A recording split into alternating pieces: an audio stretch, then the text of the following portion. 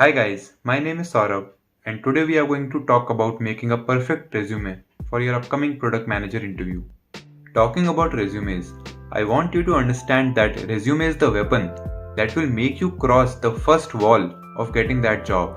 I have reviewed hundreds of resumes and I can tell you what most of the applicants are doing wrong while building their resumes. I cannot emphasize this enough. Keep your resume one pager.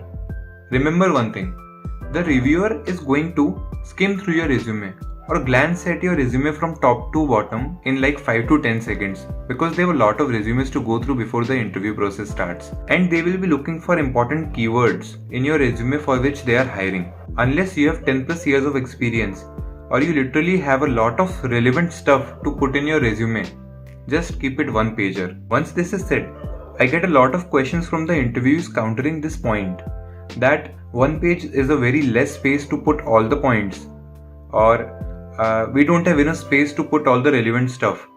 To solve this, keep these points in mind. You can keep the margins smaller. Look, there is no need to put a lot of margin on your resume. You can use that white space or free space to put your relevant stuff. I have seen in a lot of resumes that interviews are writing objective or summary or areas of interest at the top section of the resume. I would seriously recommend to get rid of these sections. They can free up a lot of space and the reviewer is just not interested in the objective or the summary on top of your resume. You can delete that section to make up space for other relevant stuff. Talking about an ideal resume, it should start with your name and contact details on top. Don't put address there, it is not needed. Continue with the work experience in a reverse chronological order. It means that the most recent experience on top and then followed by the past experiences. If you are a recent graduate or are still studying, then I would recommend keeping the education section on the top and then followed by the work experience section.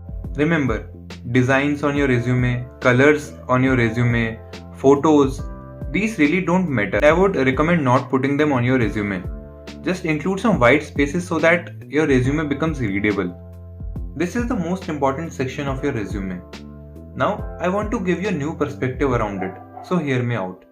While building your resume, wear your PM hats and think of your resume as the product and the reviewer as the user.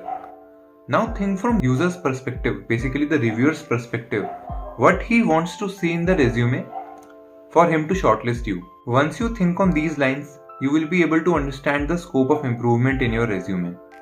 While reviewing resumes, the most common mistake which I find in almost all the resumes is of not writing strong bullet points in your work experience section. You have to include the impact, you have to include the metrics, you have to include the numbers in the bullet points of the work experience section. Let me explain it with an example. You can see these two bullet points.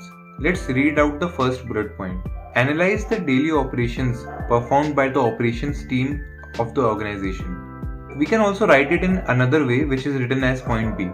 Now if you see in the first point, it is not very clear what the applicant did, how they did it, what was the impact, what were the metrics which basically got impacted. We can predict from this line that the interviewee wants to depict that they have worked closely with the operations team and understands the business. But this line is not complete in itself.